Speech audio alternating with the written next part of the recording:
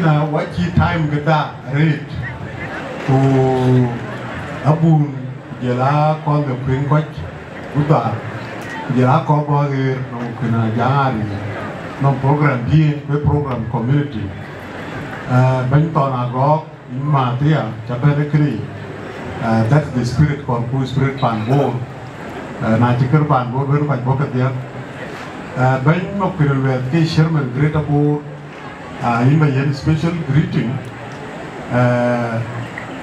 anyai kewin wel den war ke ban sabab great abo in place where would it care Madana orang tinggal great abo ke kinto dia gitu na chala jal dum mya ke yena to ko dia jo great amana toya anti jamari lija binoku baca kali fatra jatuh nggak kero wajib lui closely parun pet parun career rate bataca manage babel to do it lija anong din lu piwan ay mar ko ay ko kret egela ke man bolo ke bul guti kun ker man dire ga meaningful dine che bullet to ki guti ke mor dire ga ata loy ku kini dire pet ke loy guti nge chang siasa guti dia nge chang chenga guti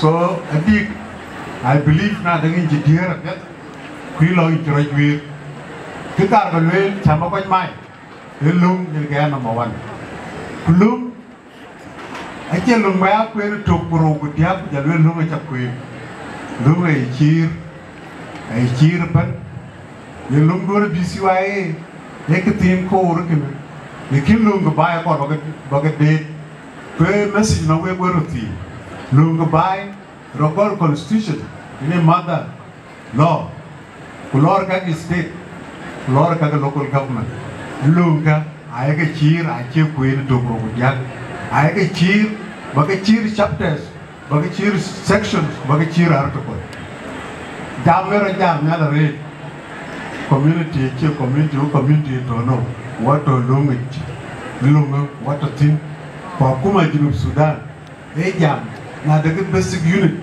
the government the community the rogal clan the rogal family the rogal neighborhood they like extended the bill of village, clear Buma, clear Bayam, clear county. Kuo community, hey, go ran Pura, ran Biogok, ran Debrojoi, ran professor university, ran Wizir, Jamanet Bain Toti Gupi, and members of the community. So community, I don't quite your point being, Chirke the Liu, Lunga Kume, Jata Lunga Kume, when they were marked. Way to go at Tommy, Kulunde, the welfare by the welfare cover. Walk you will let me dig by. They can dig by. Watch it up, who are top protocol of Kume. Watch it up, who are here to buy. Because you will learn to call by. Who community go a bank, will go a joke, Kuma walk a joke. Ranakuma bury or Jakuma. Kule na po hilwel kuma ni. Wana Iran community kinchi nja kuma.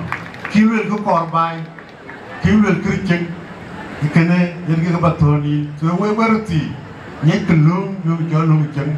Dogo cheng guti, dogo bulu guti, dogo menye kwa dogo guti. Jagro dir ka pet. Yen ke kala balwel ten. We chakale in pan bor. Kichron we wa thi raja re. Wokor. Pamnya kiro ba loy kichirken ko pa na drink ke bai ni bu loy e bu bai ka loy ku wa chikur ko pa bai cho we bai we cha ka le chirin kunyali thank you